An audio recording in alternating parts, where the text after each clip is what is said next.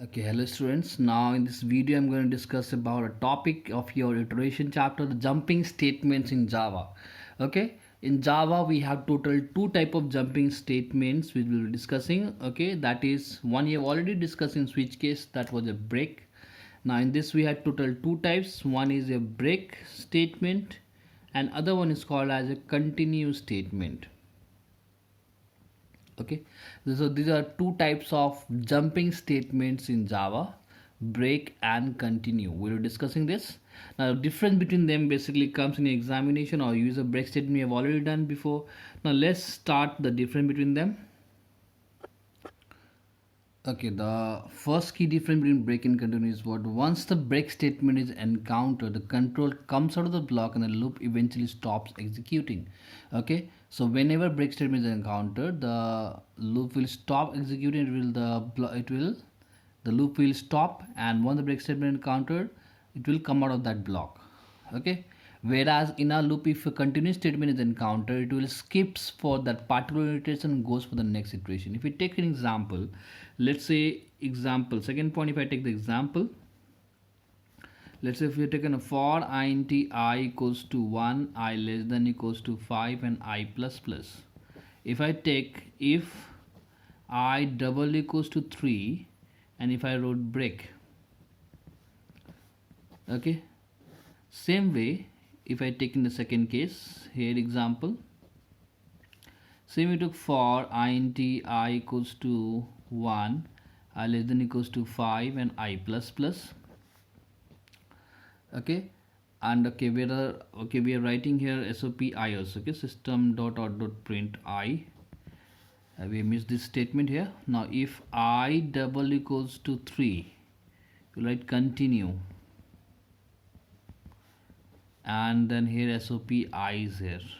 Okay, now how this will break and continue, how, what is the difference, what is the difference between the working, we will be understanding now. If you see in the first example, here for loop is starting from 1 till 5 I plus plus. So once what will happen, I first I value is 1. No, what will be the output in the first case? If you see the output in the first case, the output will be what? In the first case the output will be 1. First 1 is the I value, 1 is less than 5. Yes, it will come inside. This whole part is 3. Yes or no? This whole part is the statement part till here down till SOP. This is 3 part. So 1 is less than 5. Yes. What will happen? This is 1 is less than 5. Yes. 1 and 3 is equal. No. So if plug will not go, we will print SOP I. So 1 will be printed. Next I value I plus plus. Next I value is 2. 2 is less than 5. Yes. But 2 is not equal to 3. So it will not go inside this one. But it will print 2. Okay. We'll take SOP ln. So 2 is printed. So now the next value of I is 3. Okay, so when I value is 3, so 2 was printed. Now when I value is 3, 3 is equal to 3. Yes or no?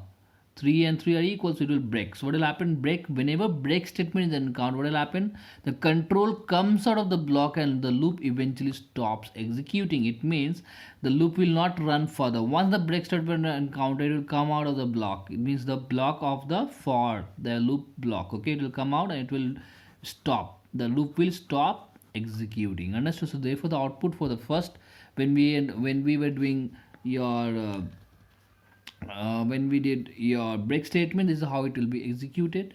But when we are talking about in case of your continuous statement, how it will work is, the statement, once the continuous statement encounter, the control skips for that particular iteration and goes for the next iteration. It means 1 and 3 are equal. First, what are the I values? 1, 2, 3, 4, 5. These are I values. First value of I is 1. 1 and 3 is equal. No. So it will print I. It will not go inside this if block, for then it will print I first 1. SOP ln we are taking. Okay. So 1 is printed. Then next I value is 2 and 3 are not equal. So it will I values are in both the cases 1, 2, 3, 4, 5. Now out of them you have to see. First I value 1 and 3 are what? Not equal. So this will not go in the if block. 1 is printed. Next I value 2 and 3 are not equal. 2 will be printed. 3 and 3 are equal. Next I value 3, 3 and 3 are equal. Continue means what? It will skip for that iteration, whatever is down after the if block, that will not get executed. It will directly shift to the next iteration. It means it will go to directly to I plus plus. It means for I value 3, it will skip for that iteration once the continuous statement is encountered. Means the I value next will be 4.